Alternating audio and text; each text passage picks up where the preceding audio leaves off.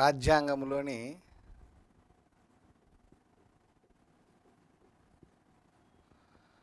ముఖ్యమైన అంశములు రివిజన్.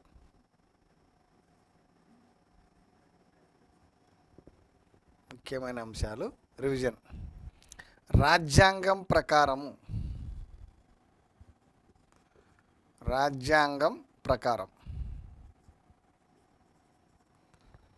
ఒకటవ ప్రకరణలో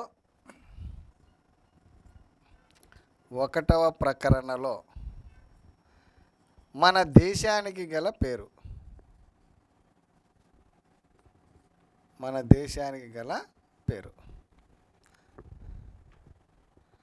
రాజ్యాంగం ప్రకారం ఒకటవ ప్రకరణలో మన దేశానికి గల పేరు వచ్చేసి ఇండియా అనగా భారత్. ఇండియా అనగా భారత్. ఇలా ఉంటేనే కరెక్ట్. అంటే మనం ఇంతకుముందు ఫస్ట్ చెప్పినటువంటి వీడియోలో వీటి మీద సంపూర్ణంగా ఎక్స్ప్లెయిన్ చేయడం జరిగింది. మన రాజ్యాంగంలో ఎక్కడ కూడా సమాఖ్య అనే పదము పొందుపరచలేదు.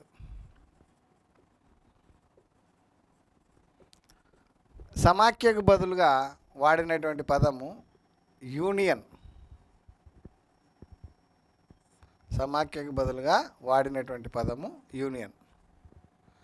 అలాగే కేంద్ర ప్రభుత్వము అనే పదానికి బదులుగా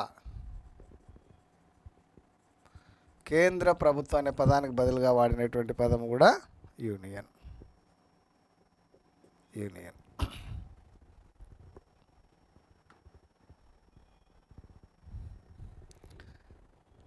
ఎస్ఆర్ బొమ్మాయి కేసులో 1994లో సమాఖ్య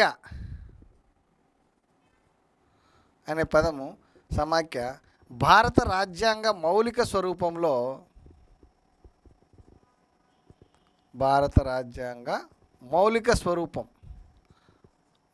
స్వరూపంలో అంతర్భాగం అని పేర్కొనడం జరిగింది.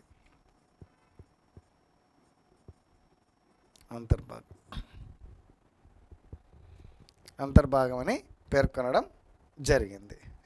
జస్ట్ ఒకటో ప్రకరణకు సంబంధించి ప్రకరణ 1కి సంబంధించి ఎగ్జామినేషన్ పాయింట్ ఆఫ్ వ్యూలో ఎలా అడుగుతారో అనే దానికి వివరణ ఇవ్వడం జరిగింది. ప్రకరణ 2 ఏం చెప్తుంది?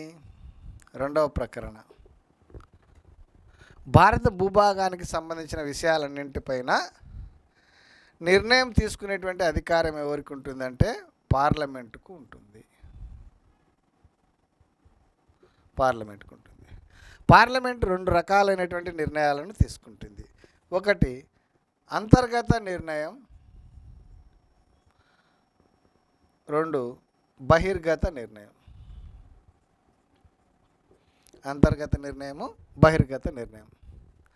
అంటే భారతదేశం లోపల రాష్ట్రాల పేర్లు మార్పడం, రాష్ట్రాల పునర్వ్యవస్థీకరణ జరపడము, రాష్ట్రాలను విభజించడం వంటి వాటికి భారత పార్లమెంటు సాధారణ చట్టం ద్వారానే చేయగలుగుతుంది. కాబట్టి ఇది అంతర్గత నిర్ణయం.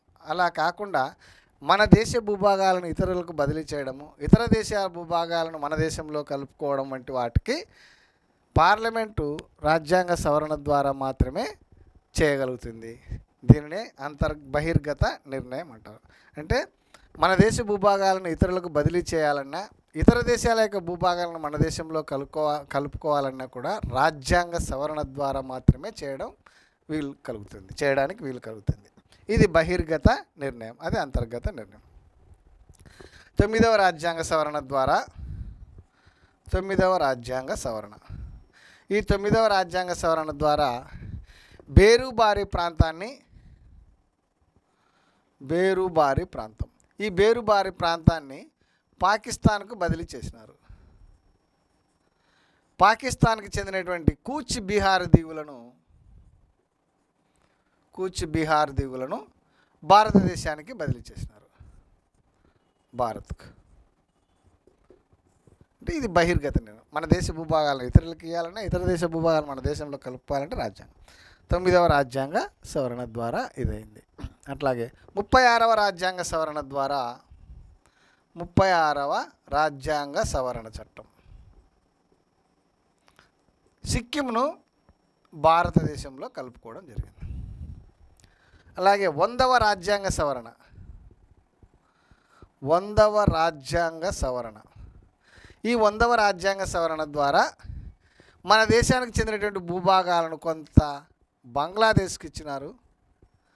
బంగ్లాదేశ్కు చెందినటువంటి భూభాగాలను కొంత భారతదేశంలోనికి కలుపుకోవడం జరిగింది. దీనికి సంబంధించినటువంటి రాజ్యాంగ సవరణ చట్టం 100వ రాజ్యాంగ సవరణ. ప్రకరణ 3. ప్రకరణ 3. ఈ ప్రకరణ 3 ఏం తెలియజేస్తుందంటే, రాష్ట్రాల పునర్వ్యవస్థీకరణ అధికారము, రాష్ట్రాల పునర్వ్యవస్థీకరణ, రాష్ట్రాల పునర్వ్యవస్థీకరణ అధికారం పార్లమెంటుదే. రాష్ట్రాల పునర్వ్యవస్థీకరణ అధికారం పార్లమెంటు. అంటే రాష్ట్రాల పునర్వ్యవస్థీకరణ అనగా నూతన రాష్ట్రాలను ఏర్పాటు చేయడము, రాష్ట్రాల పేర్లు మార్చడము, రాష్ట్రాల సరిహద్దులను మార్చడము, ఒక రాష్ట్రం నుండి కొంత భూభాగాన్ని వేరు చేసి ఇంకొక రాష్ట్రంలో కలపడము, ఇది రాష్ట్రాల పునర్వ్యవస్థీకరణ కిందికి వస్తుంది. ఈ రాష్ట్రాల పునర్వ్యవస్థీకరణ చే అధికారం ఎవరికి ఉంటుందంటే పార్లమెంట్ ఉంది. ఈ రాష్ట్రాల పునర్వ్యవస్థీకరణకు సంబంధించినటువంటి బిల్లును పార్లమెంటు ఉభయ సభలలో ఏ సభలోనైనా ప్రవేశపెట్టవచ్చును. అంటే లోక్సభలో కావచ్చు లేదా రాజ్యసభలోనైనా ప్రవేశపెట్టవచ్చు. ఈ ప్రవేశపెట్టడానికంటే ముందు, పార్లమెంటులో ప్రవేశపెట్టడానికంటే ముందు రాష్ట్రపతి యొక్క పూర్వ అనుమతి అవసరము. రాష్ట్రపతి అనుమతి ఇవ్వడానికంటే ముందుగా సంబంధిత, అంటే ప్రభావితమవుతున్నటువంటి సంబంధిత రాష్ట్ర శాసనసభ యొక్క అభిప్రాయాన్ని కోరుతారు. రాష్ట్రపతి కొంత గడువు ఇస్తాడు, ఆ గడువును పొడిగిస్తాడు. రాష్ట్ర శాసనసభ యొక్క అభిప్రాయము ఇవ్వకపోయినా కూడా రాష్ట్రపతి ఆ బిల్లును పార్లమెంట్లో ప్రవేశపెట్టడానికి అనుమతిస్తాడు. రాష్ట్రాల శాసనసభ నిర్ణయంతో సంబంధం లేకుండా కేంద్రము తన సొంత నిర్ణయాన్ని తీసుకుంటుంది. కేంద్ర ప్రభుత్వమే తన సొంత, అంటే రాష్ట్రాల శాసనసభల యొక్క అభిప్రాయంతో నిమిత్తం లేకుండా ఈ రాష్ట్రాల పునర్వ్యవస్థీకరణకు సంబంధించి కేంద్రం తన సొంత నిర్ణయాన్ని తీసుకుంటుంది. ఈ రాష్ట్రాల పునర్వ్యవస్థీకరణ బిల్లుపై రాష్ట్రపతి తన ఆమోదాన్ని తప్పనిసరిగా తెలపవలను. రాష్ట్రపతి ఆమోదం తప్పనిసరిగా తెలపవలను. అంటే పునర్వ్యవస్థీకరణ బిల్లుపై పార్లమెంటు ఉభయ సభలలో భిన్నాభిప్రాయాలు వ్యక్తమైతే ఉభయ సభల సంయుక్త సమావేశానికి అవకాశం లేదు. కాబట్టి బిల్లు, రాష్ట్రాల పునర్వ్యవస్థీకరణ బిల్లు వీగిపోతుంది. పార్లమెంటు ఆమోదించిన తర్వాత రాష్ట్రపతి ఆమోదం తెలపడం జరుగుతుంది. అప్పుడు ఆ చట్టం అమల్లోనికి వస్తుంది. నెక్స్ట్, ప్రవేశికకు సంబంధించి, ప్రవేశికలో 1976లో 42వ రాజ్యాంగ సవరణ చట్టము ద్వారా, రాజ్యాంగ సవరణ చట్టం, ఈ 42వ రాజ్యాంగ సవరణ ద్వారా ప్రవేశికకు 3 పదాలు చేర్చడం జరిగింది. 3 పదాలు, ప్రవేశికలో 3 పదాలు.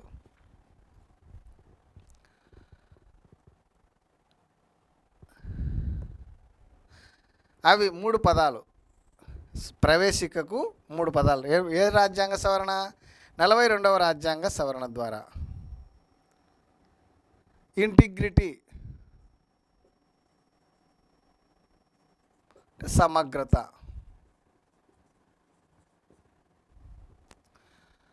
లౌకిక, సెక్యులర్. సామ్యవాద,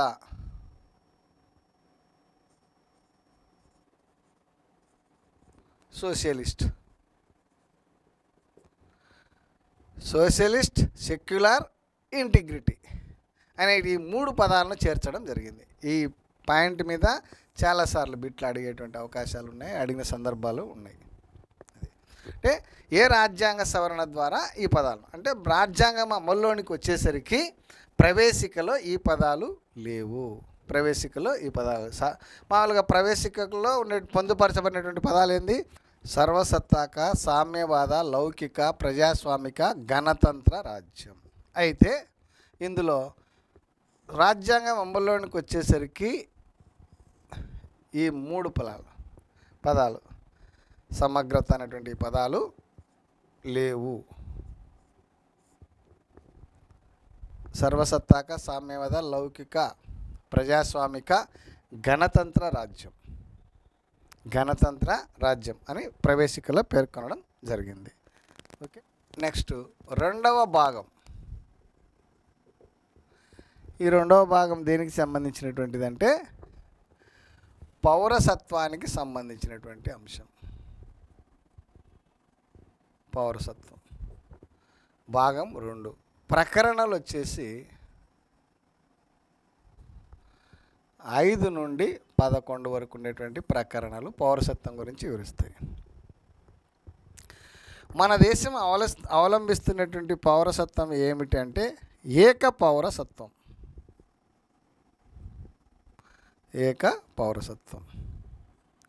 ఈ పౌరసత్వం అనేటువంటి ఈ అంశాన్ని మనం ఏ దేశ రాజ్యాంగం నుంచి గ్రహించినామంటే బ్రిటన్ నుంచి గ్రహించడం జరిగింది. పౌరసత్వం అనేటువంటిది ఏ జాబితాలో ఉంటుంది అంటే కేంద్ర జాబితాలో ఉంటుంది. పౌరసత్వము కేంద్ర జాబితాలో ఉంటుంది. పౌరసత్వం పైన చట్టాలను రూపొందించే అధికారం ఎవరికి ఉంటుందంటే పార్లమెంటుకు ఉంటుంది. పౌరసత్వంపై చట్టాలను రూపొందించే అధికారము పార్లమెంటుకు ఉంటుంది. పౌరసత్వం పైన చట్టాలను రూపొందించే అధికారం ఎవరికి ఉంటుందంటే పార్లమెంటుకు ఉంటుంది. అంటే భారతీయులకు రాజకీయ హక్కులు అంటే అన్ని హక్కులు ఉంటాయి. భారతీయులకు అన్ని రకాల హక్కులు ఉంటాయి. విదేశీయులకు రాజకీయ హక్కులు ఉండవు.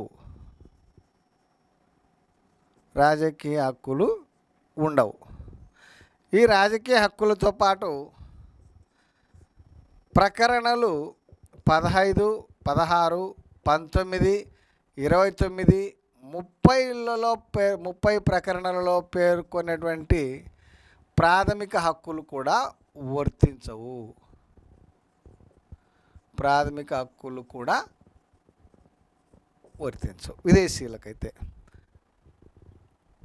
విదేశీయులకు ఈ విధంగా ఉంటుంది. ఇది పౌరసత్వానికి సంబంధించిన దాంట్లో ఒక మెయిన్ పాయింట్స్ కొన్ని. ఏక పౌరసత్వము, ప్రకరణలు 15 నుంచి 11, భాగం 2 పౌరసత్వము, మన దేశ పౌరసత్వము, ఏక పౌరసత్వము, బ్రిటన్ నుంచి గ్రహించినాము, కేంద్ర జాబితాలో ఉంది పౌరసత్వం అనే అంశము. పౌరసత్వంపై చట్టాలను రూపొందించే అధికారం పార్లమెంటుకు ఉంటుంది. భారతీయులకు అండ్ రాజకీయ హక్కులతో పాటు మిగతా అన్ని రకాల హక్కులు ఉంటాయి. విదేశీయులకు రాజకీయ హక్కులు ఉండవు. రాజకీయ హక్కులతో పాటు ప్రాథమిక హక్కులలో ఉండేటువంటి 15, 16, 19, 29, 30 ప్రకరణల్లో పొందుపరిచినటువంటి ప్రాథమిక హక్కులు కూడా విదేశీయులకు వర్తించవు. నెక్స్ట్ వచ్చేసి భాగము 3లో ఏముంటాయి? భాగం 3 అనేటువంటిది ప్రాథమిక హక్కులకు సంబంధించింది.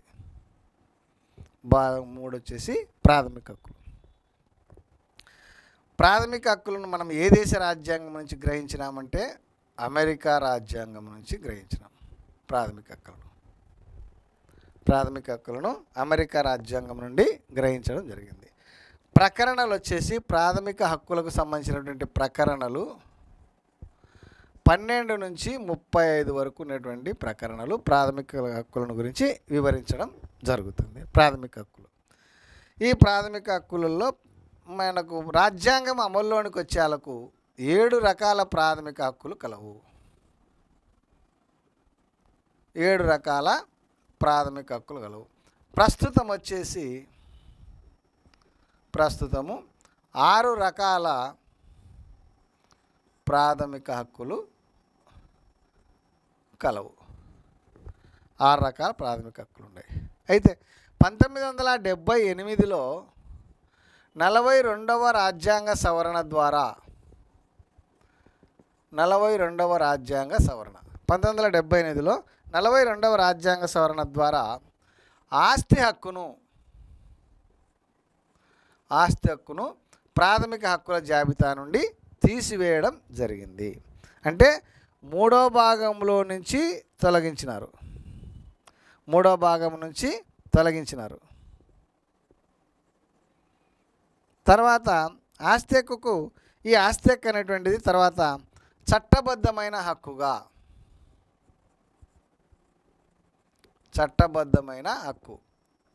ఆస్తి హక్కు అనేటువంటి చట్టబద్ధమైనటువంటి హక్కుగా ఏ భాగంలో చేర్చినారు అంటే 12వ భాగంలో చేర్చినారు. ఏ ప్రకరణ అంటే ప్రకరణలు 300Aలో 12వ భాగంలో ఒక చట్టబద్ధమైన హక్కుగా మార్చినారు. అప్పుడున్నటువంటి గవర్నమెంట్ ఎవరంటే జనతా ప్రభుత్వం.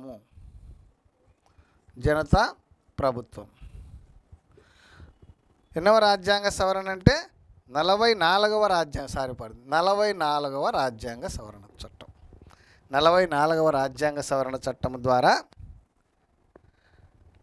ఆస్తి హక్కును ప్రాథమిక హక్కుల జాబితా నుండి తొలగించడం జరిగింది. అంటే ఆస్తి హక్కుకు సంబంధించినటువంటి ప్రకరణ ప్రాథమిక హక్కులలో 31 ఉండింది. దీన్ని ఇక్కడ ప్రాథమిక హక్కుల నుంచి తొలగించినారు కాబట్టి 31వ ప్రకరణ ఖాళీ ఏర్పడింది. ఈ ఆస్తి హక్కును మొత్తం రాజ్యాంగం నుండి తొలగించలేదు, ప్రాథమిక హక్కుల నుండి తొలగించి దానిని ఒక చట్టబద్ధమైనటువంటి న్యాయబద్ధమైనటువంటి ఒక లీగల్ రైట్గా 12వ భాగంలో చేర్చినారు. ప్రకరణ 300Aలో చేర్చినారు. ఏ ప్రభుత్వం అంటే జనతా ప్రభుత్వం. ఏ సంవత్సరం అంటే 1978లో. కావున మనకు ప్రస్తుతం ప్రాథమిక హక్కులు ఎన్ని ఉన్నాయంటే 6 మాత్రమే ఉన్నవి. ప్రస్తుతం మన రాజ్యాంగంలో ఉండేటువంటి ప్రాథమిక హక్కులు ఎన్ని అంటే ప్రాథమిక హక్కులు 6 ఉన్నాయి. 6 రకాల ప్రాథమిక హక్కులు ఉన్నాయి.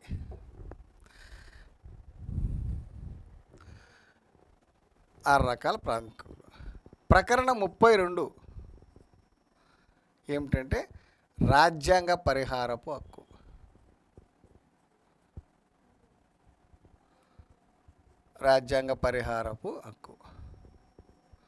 ప్రాథమిక హక్కుల సంరక్షణకర్త.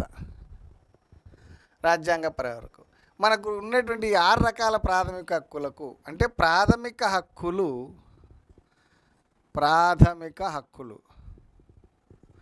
ఈ ప్రాథమిక హక్కులు న్యాయసమ్మతమైనవి. అంటే ప్రాథమిక హక్కులకు భంగం కలిగితే మనము ఉన్నత న్యాయస్థానాలైనటువంటి సుప్రీంకోర్టు మరియు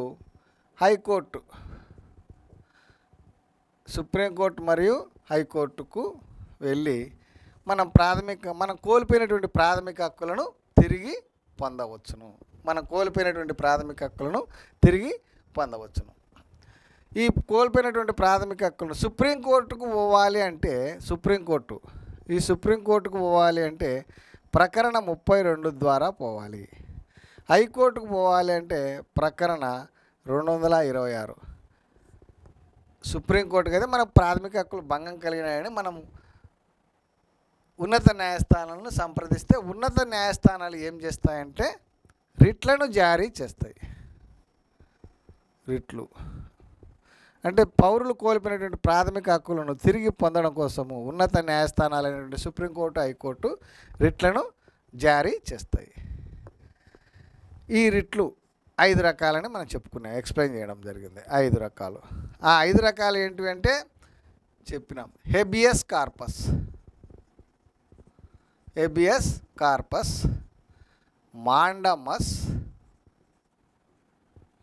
prohibition,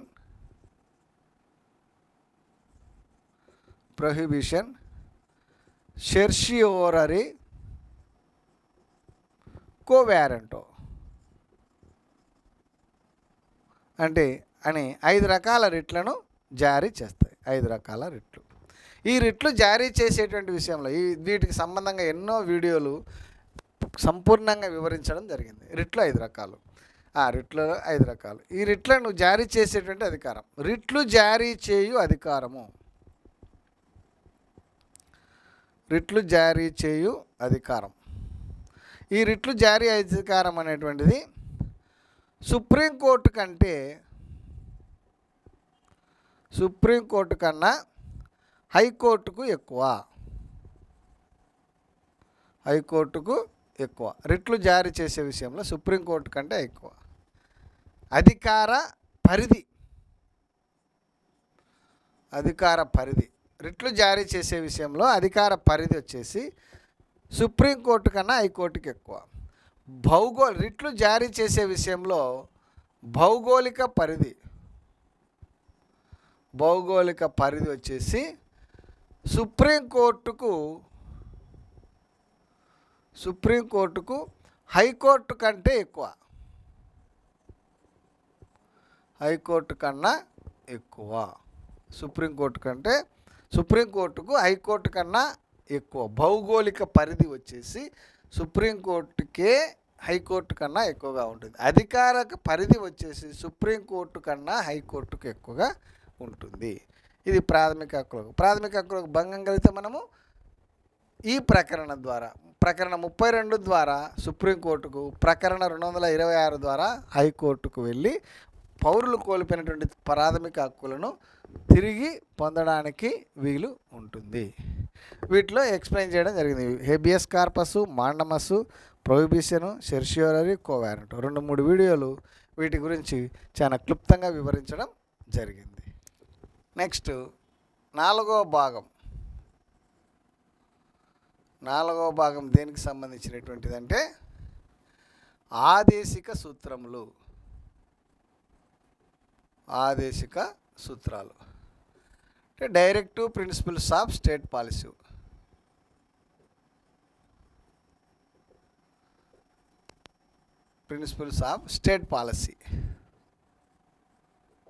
directive principles of state policy, ఆదేశిక సూత్రాలు, నిర్దేశక నియమాలు.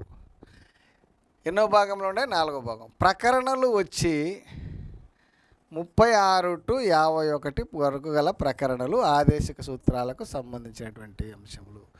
ఆదేశిక సూత్రాలకు న్యాయ సమ్మతం లేదు. ఆదేశిక సూత్రాలకు న్యాయ సంరక్షణ లేదు. అంటే ఆదేశ సూత్రాలు అమలు జరగలేదని పౌరులు ఉన్నత న్యాయస్థానాలను ఆశ్రయించడానికి లేదు. ఒకవేళ ఆశ్రయించినా కూడా ఉన్నత న్యాయస్థానాలు ఆదేశిక సూత్రాలను అమలు చేయమని చెప్పేసి ప్రభుత్వాలకు ఆదేశాలను జారీ చేయలేవు. అంటే ఆదేశిక సూత్రాలకు న్యాయ సంరక్షణ లేదు. ఆదేశిక సూత్రాలను మనము ఐర్లాండ్ రాజ్యాంగం నుంచి గ్రహించినాము. ఆదేశిక సూత్రాల గురించి మనము ఐర్లాండ్ రాజ్యాంగం నుంచి గ్రహించడం జరిగింది. నెక్స్ట్ కొత్తగా చేర్చబడినటువంటి భాగం వచ్చేసి అప్పట్లో 4A భాగం. ఈ 4A అనేటువంటిది ప్రాథమిక విధులకు సంబంధించినటువంటిది. ప్రాథమిక విధులను మనము రష్యా రాజ్యాంగం నుండి గ్రహించినాం.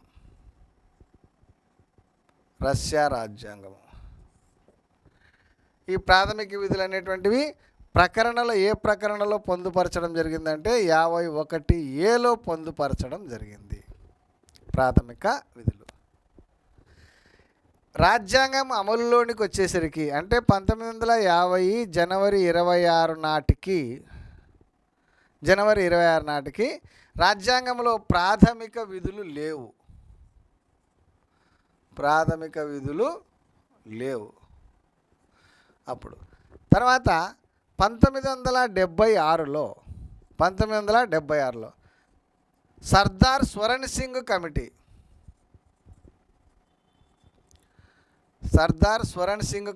సూచనలను అనుసరించి 42వ రాజ్యాంగ సవరణ ద్వారా ఇందిరాగాంధీ ప్రభుత్వము ఇందిరాగాంధీ ప్రభుత్వము 42వ సవరణ 42వ రాజ్యాంగ సవరణ ద్వారా ఇందిరాగాంధీ ప్రభుత్వము 10 ప్రాథమిక విధులను 10 ప్రాథమిక విధులను చేర్చడం జరిగింది. 10 ప్రాథమిక విధులు చేర్చడం జరిగింది. తర్వాత 86వ రాజ్యాంగ సవరణ చట్టం ద్వారా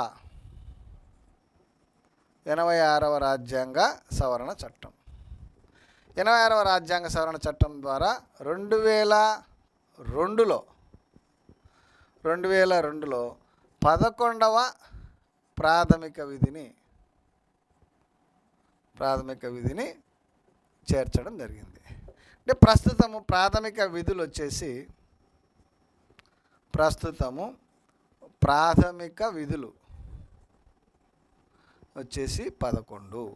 ప్రస్తుతము ప్రాథమిక విధులు 11 ఉన్నవి. ఓకే.